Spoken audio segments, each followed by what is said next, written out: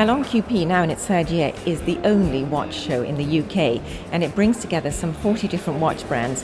There are small companies that maybe make 10, 20, 30 watches a year to the big names that you'll all recognise. And what they do here is they show their latest products to those who love watches.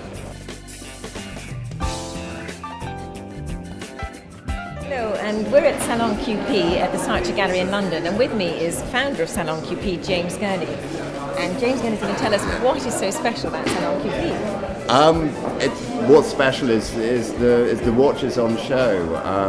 We've got a range of brands from Cartier, where we are, through to Bremont, Tag Heuer and Roger Smith. It's a really exciting range, from the really techno to the really contemporary, from the traditional.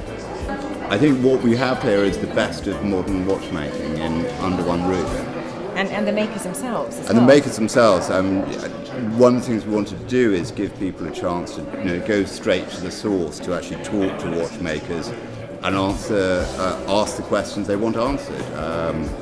That's what it's all about. It's Switzerland and England. Switzerland and England, indeed.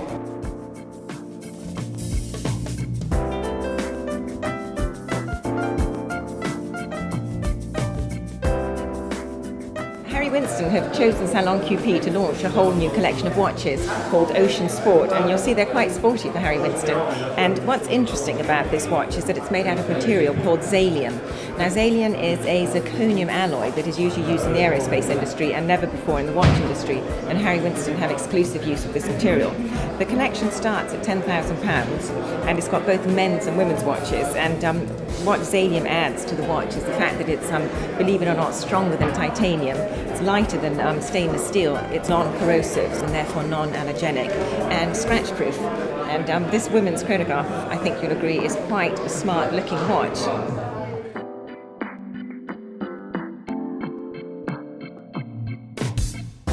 We're with Cartier, and with me is Nicolas Streff, who can explain to us what this watch is. This piece is a new solution to avoid the effects of gravity. We all know that Abraham Louis Breguet invented the tourbillon in 1801, and I would say Carole Forestier thought about this piece. It's the only part of the movement, which is the micro-rotor in a watch, which stays at the same position. We use this part of the movement to place the escapement of the watch on this part. That means the escapement will stay at the same position, even if you turn the watch like a rotor. So the effect of the gravity is totally cancelled. Right, so it's a bit like a marine chronometer that counters movement by swaying in the other direction. Exactly.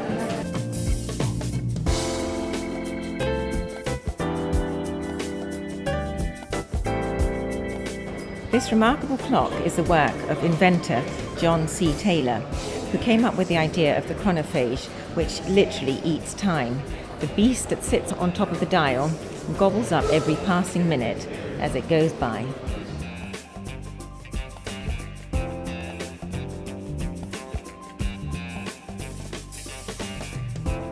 And now we're at Piaget, and I'm with Nicolas Moss, who's going to tell us a little bit about why the ultra-thin movement has been so important for Piaget. For us, the ultra-thin movement has always been very, very important because it's something we've been doing for a very long time now. Always trying to keep it very, very elegant, very, very thin.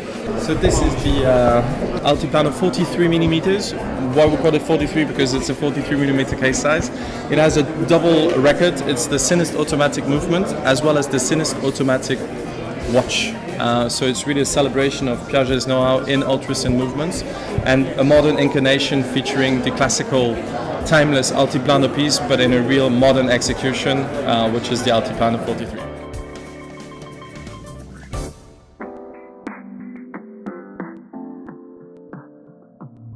SalonQP isn't just about looking at watches.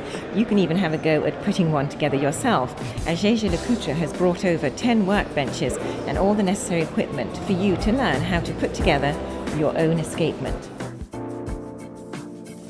Now I'm with Roger Smith, and Roger Smith is quite a remarkable man because he is one of the very few British watchmakers who actually makes watches in the country. Roger also worked with George Daniels, who died recently, and we've got one of his pieces in front of us. Can you tell us what it is, Roger? Yes, this is one of his earliest pieces, and it was made in the early 1970s. And what's unusual about this is that when George was beginning to make his very first pieces, in the late 1960s, there was no watch industry to support him. So he had to learn every single skill that was involved in the creation of a handmade watch. Every single component within that watch was handmade by George. He turned watchmaking into a real art form, particularly at this sort of level.